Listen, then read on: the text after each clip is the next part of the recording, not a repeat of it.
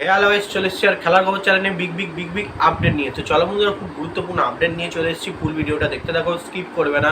Skip করলে ভিডিওর মধ্যে অনেক কিছু মিস করবে। এবং এই খেলার খবর চ্যানেলে যারা নতুন আছে, অবশ্যই খেলার খবর চ্যানেলটা সাবস্ক্রাইব করে পাশে থাকা ব্ল্যাক অ্যান্ড ঘন্টাটাকে ঢং করে বাজিয়ে দাও, বেশি বেশি লাইক এবং কমেন্ট করে দাও, যাতে মোটিভেট হয়ে তোমাদের এই খেলার খবর চ্যানেলে আমি পাশ আপডেট দিতে পারি। তো চলো বন্ধুরা, ফার্স্ট যে আপডেটটা নিয়ে কথা বলবো, খুব গুরুত্বপূর্ণ আপডেট তোমাদের শেয়ার করতে চলেছি ভিডিওর মধ্যে।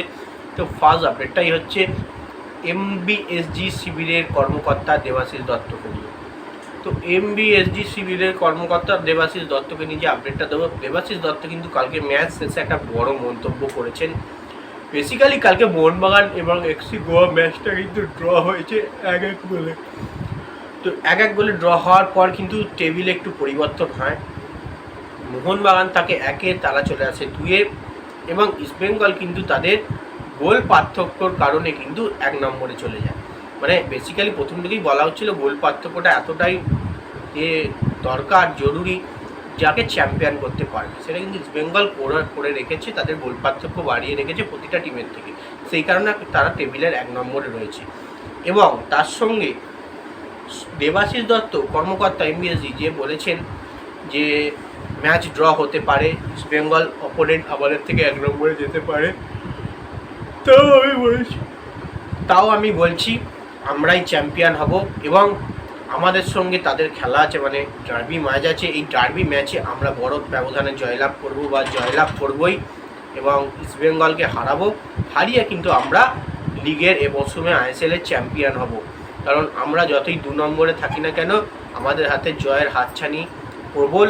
কারণ ইস্টবেঙ্গলের সঙ্গে আমাদের খেলা আছে, সেই খেলা কিন্তু তাদেরকে হারিয়ে আমরা চ্যাম্পিয়ন হব। এমনই কিন্তু মন্তব্য করেছেন কোচ কর্মকর্তা দেবাশিস দত্ত, এমবিএসজি কর্মকর্তা দেবাশিস দত্ত। যাই হোক, আমার নেক্সট যে আপডেটটা নিয়ে কথা হলো সেটা হচ্ছে খুব গুরুত্বপূর্ণ আপডেট। সেটা হচ্ছে এমবিএসজি শিবিরের প্লেয়ার জেমি ম্যাকলারেনকে নিয়ে, যে হচ্ছে গতকালের ম্যাচের একমাত্র গোলদাতা। জেমি ম্যাকলারেন ফার্স্ট গোলটা করে জেমি ম্যাকলারেন এমবিএসজি শিবিরের হয়ে, এবং জেমি ম্যাকলারেন এবছরের গোল্ডেন বল বা গোল্ডেন বুট জেতার দাবিদার রয়েছে। তার 9 নম্বর গোলটা কিন্তু তিনি করে ফেলেছেন। তো বেসিক্যালি এই মরশুমে জেমি ম্যাকলারেন ভালো পারফরমেন্স করেছে, এবং তার যে জাত সেটা তিনি চেনাচ্ছেন, এবং গোল আরও তার করার প্রচুর পরিমাণে প্রবণতা রয়েছে, এবং চান্স ক্রিয়েটও করছে, কনভার্ট কিন্তু হচ্ছে না। তো তাও সে একটা টাইম ভালো গোল করেছে, এবং 9টা গোলে সে এগিয়ে রয়েছে। এবং কালকের ম্যাচে 1 নম্বর গোলদাতা জেমি ম্যাকলারেন, যার পা থেকে গোল এসছে মোহনবাগানের জার্সি গায়ে। যাই হোক, এবার নেক্সট যে আপডেটটা নিয়ে কথা বলবো, খুব গুরুত্বপূর্ণ আপডেট। সেটা হচ্ছে ইবিএফসি শিবিরের কোচ অস্কার ব্রুজনকে নিয়ে। তো অস্কার ব্রুজন ব্রিগেডের কিন্তু প্রচুর পরিমাণে বড় সুযোগ এলো চ্যাম্পিয়ন হওয়ার। তোমরা নিশ্চয়ই জানো, কালকে পয়েন্ট লস করেছে মোহনবাগান। পয়েন্ট লস করার ফলে কিন্তু মোহনবাগান 1 নম্বর থেকে 2 নম্বরে চলে এসছে, এবং ইস্টবেঙ্গল কিন্তু 1 নম্বরে চলে গেছে। ইস্টবেঙ্গলের কিন্তু গোল পার্থক্য, প্রায় গোল করেছে 17টা, মোহনবাগানের আছে 13টা, প্রায় 4টে গোলের ডিফারেন্স বানিয়ে নিয়েছে। এবং নেক্সট ম্যাচটা কিন্তু ইস্টবেঙ্গলের আমরা দেখতে পাচ্ছি পাঞ্জাবের সঙ্গে, এবং মোহনবাগানে আছে ইন্টারকাসের সঙ্গে। এবং পাঞ্জাব ম্যাচ কিন্তু খুবই কঠিন হতে চলেছে। যদি পাঞ্জাব ম্যাচে জয়লাভ তুলে নিতে পারে, ইস্টবেঙ্গল কিন্তু চ্যাম্পিয়নের দিকে অনেকটা এগিয়ে যাবে।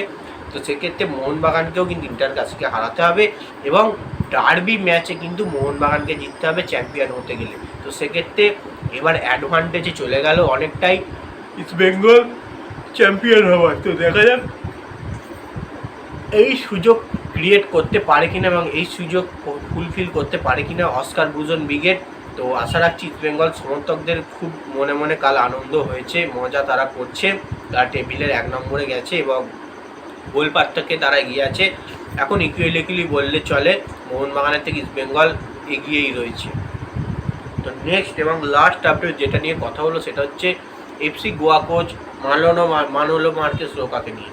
তো FC Goa coach Manolo Marquez Roca কিন্তু তার প্ল্যান কিন্তু তিনি সাকসেসফুল করেছেন। তিনি কিন্তু কালকে আমি বলেই দিয়েছিলাম, তিনি বলেছেন মোহনবাগানের মতো টিমকে হারাতে গেলে প্ল্যান করে হারাতে হয়, এবং তাদেরকে ড্র জিততে দিলে চলবে না। হারাতে পারলে ম্যাচটাকে ড্র করতে হবে যে কোনো প্রকারে। তো সেটাই করেছেন, মোহনবাগান ব্রিগেডকে আটকে দিয়েছেন, এবং তার যে প্ল্যানগুলো ছিল সেগুলো সব কিছু ঠিকঠাক জায়গায় কনভার্ট করিয়েছেন, প্রতিটা প্লেয়ারকে বুঝিয়ে দিয়েছিল এইভাবে পারফরমেন্স করতে হবে। তাও একটা সন্দেশ জিঙ্গানের ভুলে কিন্তু মোহনবাগান গোল পেয়ে যায় এবং ম্যাচটা 1-1 গোলে ড্র হয়। তো যাই হোক, প্ল্যান তার সাকসেসফুল হয়েছে বললেই চলে মানোলো মার্কেস রোকার এফসি গোয়া কোচিং। তো এই আপডেট ছিল। ভিডিওটা যদি ভালো লেগে থাকে লাইক কমেন্ট শেয়ার সাবস্ক্রাইব করে পাশে থাকো। চলো বন্ধুরা, বাই, আবার নেক্সট ভিডিও দেখা হচ্ছে।